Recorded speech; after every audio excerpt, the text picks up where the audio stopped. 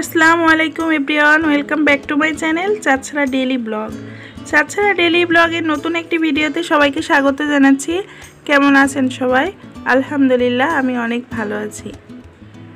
আজও নিয়ে এলাম নতুন একটি ভিডিও। আর ভিডিও শুরুতে এই খেলনাটি আপনাদের সাথে শেয়ার করছি এই কারণে, এই ছোট্ট একটি খেলনা পেয়ে আমার বাচ্চারা যে কত খুশি সেটা আসলে সম্পূর্ণ ভিডিওটা আপনাদের সাথে শেয়ার করতে পারলাম না। তো বাচ্চাদের খুশি করতে অনেক দামি বা অনেক বড় কিছু লাগে না, অল্পতেই কিন্তু ওরা অনেক খুশি হয়ে যায়। তো গতকালকে খেলনাটা ওদেরকে নিয়ে এসে দিয়েছি, আজকে ওরা দুপুরে গোসলের সময় অনেক খুশি হয়েছে, এত খেলছে। আমি রান্না করতে করতে চলে আসছি ওদেরকে একটু ক্যামেরা বন্দি করার জন্য। তো চাঁদ উপরে পানি ঢালছে আর সারা নিচেই যে হাঁসের মুখ থেকে পানি পড়ছে ওটাই গোসল করতেছে। তো ওরা দুপুরে গোসল করলো, খাওয়া দাওয়া করে রেস্ট নিয়ে তারপরে আবার ছাদে গেছে খেলতে। আর এই সময়ের মধ্যে আমি বিকালের জন্য ঝটপট নাস্তা তৈরি করে নিচ্ছি। তো ঝটপট নাস্তা তৈরি করার জন্য আমার ঘরে বানানো পাউরুটি ছিল, সেটা দিয়েই করব। তো এই পাউরুটিগুলো আমি বাসায় বানিয়েছি, তো সেটা রেসিপি একদিন আপনাদের সাথে শেয়ার করব।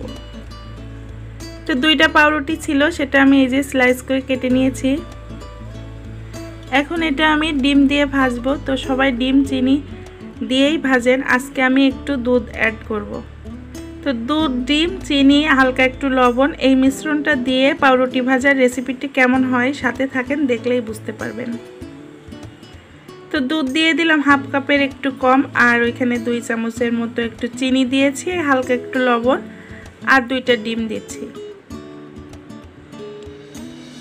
তো সবসময় ডিম দিয়ে আমিও ভাজতাম, আসলে আজকেই আমি নতুন রেসিপি দিলাম যে এটার সাথে একটু দুধ অ্যাড করব।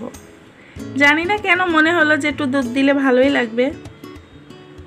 তো এগুলো এখন ফেটিয়ে আমি একটু ক্রিম কালার করে নিচ্ছি, আর চিনিটাও জানি একটু গলে যায়। তো যারা এখনও আমার চ্যানেলটি সাবস্ক্রাইব করেননি তারা প্লিজ আমার চ্যানেলটি সাবস্ক্রাইব করে আমার পাশে থাকবেন, আর অবশ্যই একটি লাইক দিতে ভুলবেন না, আর ভিডিওটি ভালো লাগলে একটি কমেন্ট করবেন। তো এখন আমি চুলায় একটি ফ্রাই প্যান বসিয়ে দিয়েছি, এখন আমি হালকা একটু তেল ব্রাশ করে নেব। তেলটা যত কম দেওয়া হয় ততই ভালো। তো আমার পরে তেল দিতে যে একটু বেশি পড়ে গেছে। তো যাই হোক, তেলটা এই পাউরুটি ভাজার সময় যত তেল কম দিবেন ততই ভালো, কারণ পাউরুটি প্রচুর তেল টানে, আর অনেক তেলে ভাজলে কিন্তু পাউরুটিটা যত চিপড়াবেন ততই কিন্তু তেল মতোই বের হবে। তো আমি একটু উপর সাইডে দেব। এখন আমি মিশ্রণের ভিতরে পাউরুটিগুলো চুবিয়ে চুবিয়ে এখন ভেজে নেব।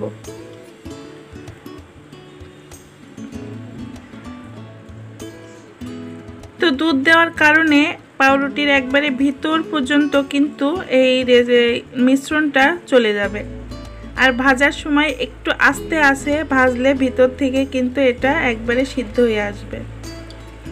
তখন ভিতরটা থাকবে একটু জুসি জুসি ভাব, আর উপরেরটা থাকবে ক্রিস্পি।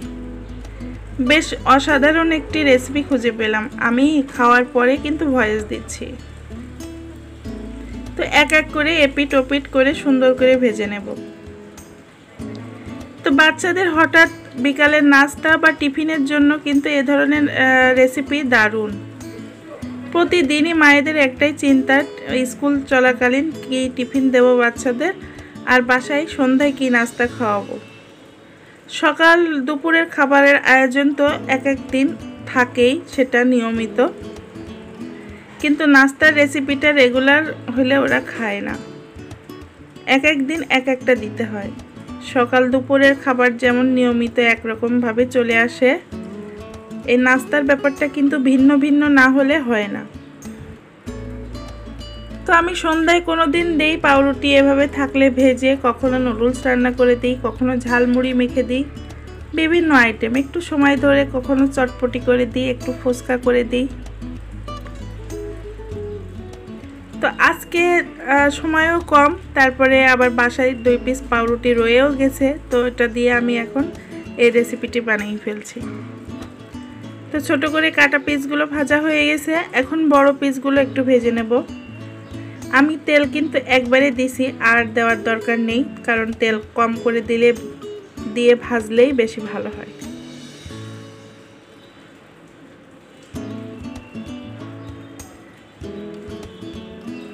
তো 2টা ডিম আর হাফ কাপের একটু কম দুধ আর চিনি সব মিশ্রণটি মোটামুটি আমার 2টা পাউরুটিতে হয়ে গেছে। অল্প একটু রয়ে গেছে, এটা আর কি আরও ছোট্ট একটি টুকরা আছে, সেটা দিয়ে দিলেই হয়ে যাবে। তো এগুলো আমি এপিট ওপিট সুন্দর করে ভেজে নেব।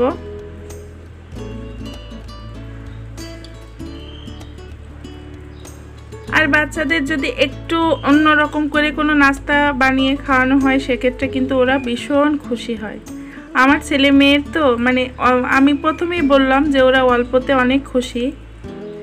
তো নাস্তার ব্যাপারেও যদি আমি এমন করে বানিয়ে সুন্দর করে ডেকোরেশন করে ওদের সামনে দিই, তাহলে ওরা দেখেই মনে হয় ওদের মন ভরে গেছে।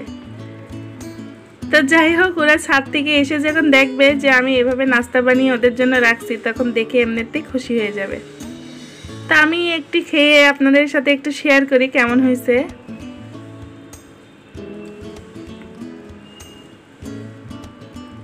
দেখতে কিন্তু দারুণ।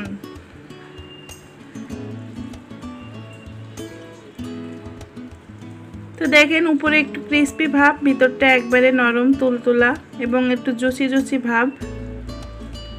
তো আজকের রেসিপিটি কেমন হয়েছে অবশ্যই আমাকে জানাবেন। আর সারার খেলনাটা কেমন হয়েছে সেটাও কিন্তু বলতে ভুলবেন না। আমি হয়তো মাঝে মাঝে অন্য ভয়েস নিয়েও আসবো। সবাই পাশে থাকবেন। আজ এই পর্যন্তই। আল্লাহ হাফেজ।